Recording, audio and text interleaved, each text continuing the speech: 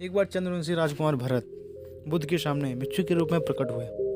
भगवान बुद्ध भिक्षुओं को उपदेश देने के साथ भिक्षाटन के लिए भेजते थे, जहाँ से उनको भिक्षा मिलती थी। भरत को भगवान बुद्ध ने भिक्षा लेने के लिए एक श्रावका के घर पर भेजा। भरत रास्ते में चलते हुए सोच रहे थे कि न जाने आज उन्हें खाने में क्या मिलेगा। हमेशा महल में खाने के लिए अनगिनत स्वादिष्ट भोजन मिलते थे, लेकिन आज उन्हें जो भी मिलेगा उसी से काम चलाना पड़ेगा। भरत ने श्रावका के घर पर जाकर भिक्षा के लिए याचना की। श्रावका ने भरत को बैठने के लिए कहा। श्रावका जब अंदर गई तो भरत पुनः अपने प्रिय भोजन के बारे में सोच रहे थे। जब श्रावका भोजन लेकर आई तो भरत अचंभित रह गए। भरत अपने प्रिय भोजन को देखकर खुश हो गए। भरत भिक्षा ग्रहण करने लगे। भिक्षा ग्रहण करते हुए भरत सोचने लगे कि उनको हमेशा खाना खाने के बाद कुछ विश्राम करने की आदत है, लेकिन आज उन्हें यहाँ से खाना खाने के बाद तुरंत धूप से होकर वापस आश्रम पहुँचना है। भोजन हो जाने पर श्रावका ने भरत से कुछ विश्राम करने को आग्रह किया। भरत पुनः खुश हो गए। सारी इच्छाओं की पूर्ति होते देख भरत इसको एक संयोग मानकर कुछ देर के लिए लेट गए।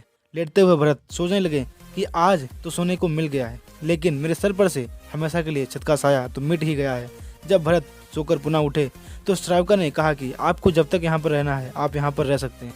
अब भरत समझ गए थे कि ये कोई संयोग नहीं है, श्रावका मेरा मन जरूर पड़ रही है। भरत खड़े हुए। भरत ने श्रावका से पूछा, मुझे क्षमा कीजिए, पर क्या आप मेरा मन पढ़ सकती हैं? आप ये सब कैसे कर लेते हैं? श्रावका ने कहा, शुरू में ये मेरे लिए कठिन था, लेकिन मैंने खुद के विचारों को देखना शुरू किया। शुरू में मेरे विचारों की संख्या अनगिनत थी।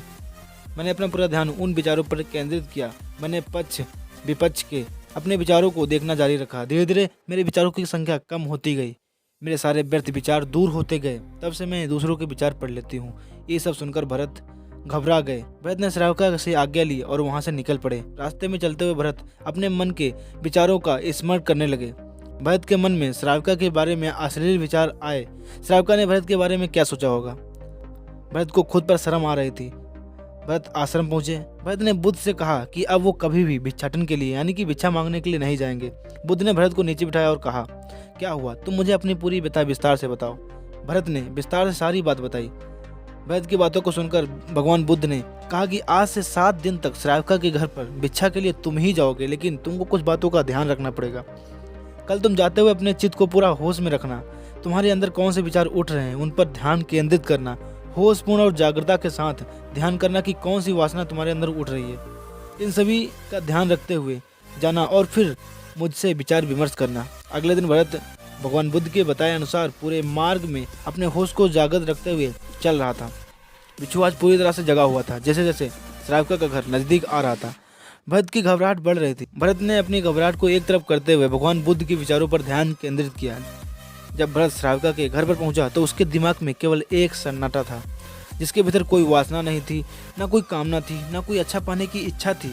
भिक्षु भरत ने भिक्षा ली और वहां से वापस निकल गया। आज भरत रास्ते में नाचते हुए आया। आज उसको जिस आनंद की अनुभूति हुई थी, आज से पहले उस आनंद को उसने कभी भी महसूस नहीं किया। भरत ने आश्रम जाकर भगवान बुद्ध को प्रणाम किया। दोस्तों, मुझे आशा है कि आपको इस कहानी से कुछ न कुछ सीखने को जरूर मिला होगा। दोस्तों, ऐसे ही और वीडियोज़ की अपडेट पाने के लिए हमारे चैनल को सब्सक्राइब करें और वीडियो को लाइक करना ना भूलें। धन्यवाद। वंदे मातरम।